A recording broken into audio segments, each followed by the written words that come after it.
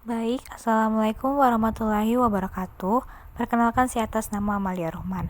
Nah, pada kesempatan kali ini saya akan lagi melanjutkan tutorial seperti sebelumnya. Yang pertama, seperti yang sudah pernah kita buat, yaitu tutorial make view atau membuat kuesioner. Kemudian tutorial enter data atau perekaman data. Dan yang terakhir sini saya akan melakukan tutorial analisis data. Masih sama dengan API Info versi 3.5.1. Langsung saja kita klik analisis data. Nah, nanti setelah terbuka tampilannya akan muncul seperti ini. Nah, ini adalah jendela dari analisis data. Ini ada read import. Nah, nanti kita akan membuka import ini agar datanya terbaca dan juga dapat tersampaikan berapa jumlah kuesioner yang sebelumnya kita buat dan simpannya di mana. Kita klik read import pada menu data, jendela analisis comment.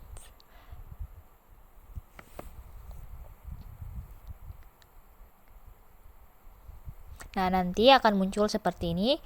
Nah, pada data source atau sumber data, kita pilih folder di mana kemarin kita simpan file waktu membuat kuesioner. Nah, di sini saya simpan data D, kemudian dengan nama filenya penilaian, nama viewersnya itu kesehatan, dan klik OK.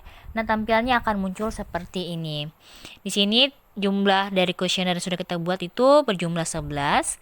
Kemudian nama filenya adalah penilaian dan name the view-nya adalah kesehatan. Nah, di sini juga tertera tanggal kita buat pembuatan. Kemudian juga lengkap dengan waktu pembuatannya. Selanjutnya, pada menu statistik, kita lihat ada list, kita pilih, kemudian kita centang semua, lalu klik OK. Nah, nanti akan muncul semua master tabelnya. Nah, ini namakan master tabel. Jadi, sini sudah ada nama kakak, kemudian jenis kelamin, agama, tanggal lahir, umur, pendidikan, pekerjaan, PS1 atau perilaku sehat 1. Yang pertama itu mengenai konsumsi alkohol, kemudian ada PS2, perilaku sehat kedua, PS3, PS4, PS5. Nah, ini adalah kuesioner yang kemarin kita buat. Nah, terus kan kemarin pada saat membuat kuesioner kita legal values, kemudian donor short. Nah, itu tujuannya supaya tidak berubah aturannya, supaya teratur. Kemudian selanjutnya masih sama pada menu statistik, kita pilih frekuensi. Nah, akan tampil muncul seperti ini. Kemudian frekuensi off-nya misalnya kita pilih agama, kemudian jenis kelamin, kemudian pekerjaan, lalu pendidikan, lalu umur, lalu PS1 atau perilaku sehat PS1, kemudian PS2, PS3, PS4, dan PS5. Lalu kita klik OK. Nah, nanti akan muncul seperti ini.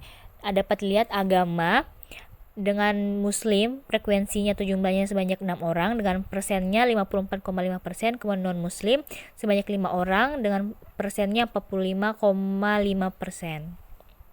Jadi lengkap, ada frekuensi, ada persentasinya. Kemudian jenis kelamin, laki-laki 8 orang, perempuan 3 orang dengan beserta persennya. Kemudian ada pekerjaan, yang bekerja ada 8 orang, frekuensi 72%, kemudian tidak bekerja ada 3 orang, persennya 27%. Kemudian ada pendidikan, perguruan tinggi 7 orang, SD 1 orang, SMA 2 orang, SMP 1 orang, beserta dengan persen masing-masing variabel tadi. Kemudian ada juga misalnya perilaku sehat pertama, yang mengkonsumsi alkohol ada 7 orang dan yang tidak mengkonsumsi alkohol ada 4 orang. Seks bebas, yang melakukan seks bebas ada 8 orang dan yang tidak melakukan seks bebas ada 3 orang. Lalu bebas sampah, yang bebas sampah ada 10 orang, yang tidak bebas sampah ada 7 orang. Ada 1 orang. Sama juga seperti variabel sikat gigi, sudah tertera ada frekuensinya atau jumlahnya dan ada juga presentasinya atau persennya.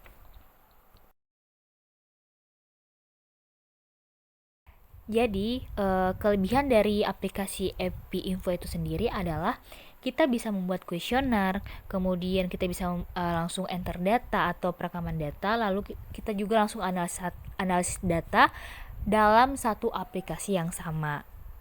Jadi tidak sama seperti SPPS atau aplikasi lainnya. Jadi menggunakan EPI Info ini terasa lebih mudah karena kita bisa istilahnya satu kali jalan. Kemudian ada juga ini yang narkoba, yang tidak narkoba ada 9 orang, yang tidak narkoba ada 2 orang. Selanjutnya di umur, ini dapat kita lihat juga sudah tertera ada frekuensinya, ada persennya.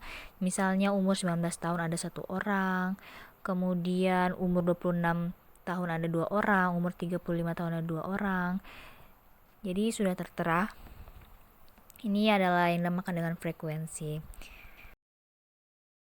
Kemudian masih sama pada menu statistik, di sini kita misalnya mau membuat tabel. Nah, kita pilih pada menu statistik, ada tertera tulisan tabel. Nah, akan muncul seperti ini. Nah, pada exposure variabelnya, misalnya kita pilih di sini pendidikan. Kemudian outcome variabelnya misalnya di sini adalah pekerjaan. Kemudian kita klik OK. Nah, akan muncul seperti ini. Dapat dilihat bahwa pendidikan dengan perguruan tinggi yang bekerja sebanyak 6 orang dan yang tidak bekerja sebanyak 1 orang.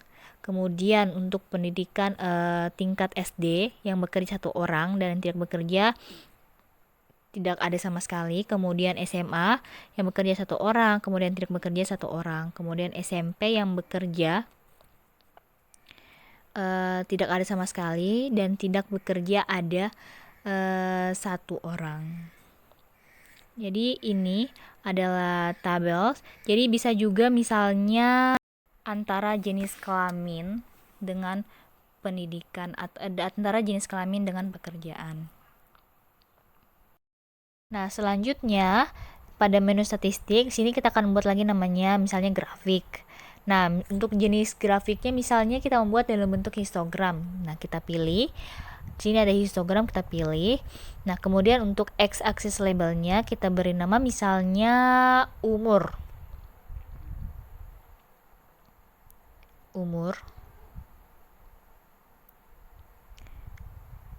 Nah, main variablesnya kita pilih juga umur. Nah, sudah x-axis labelnya dan main variablesnya. Selanjutnya di sini ada tertulis show value of. Di sini masih kita tetapkan saja count. Kemudian di atasnya ada y axis label. Jadi misalnya kita beri nama misalnya jumlah. Nah, untuk titelnya atau judulnya misalnya kita beri nama misalnya karakteristik responden berdasarkan umur.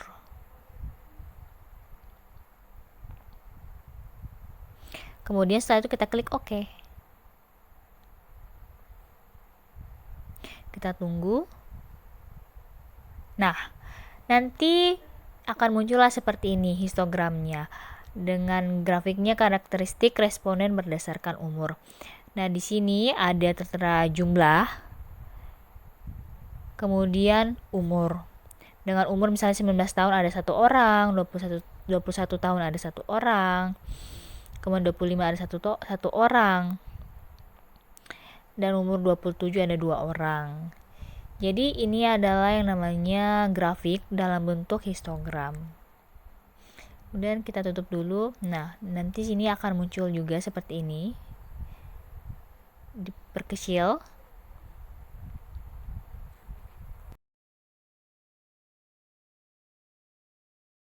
Nah, setelah kita buat grafik histogram, kita bisa lagi membuat grafik lainnya, misal di dalam menu statistik juga. Kemudian misalnya grafiknya kita bisa dalam bentuk pie, grafik tipenya. Kemudian kita isi lagi x-axis labelnya, misalnya di sini jenis kelamin.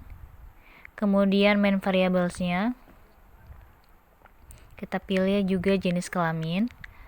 Lalu kita beri judul, misalnya di sini karakteristik responden berdasarkan jenis kelamin. Jenis kelamin.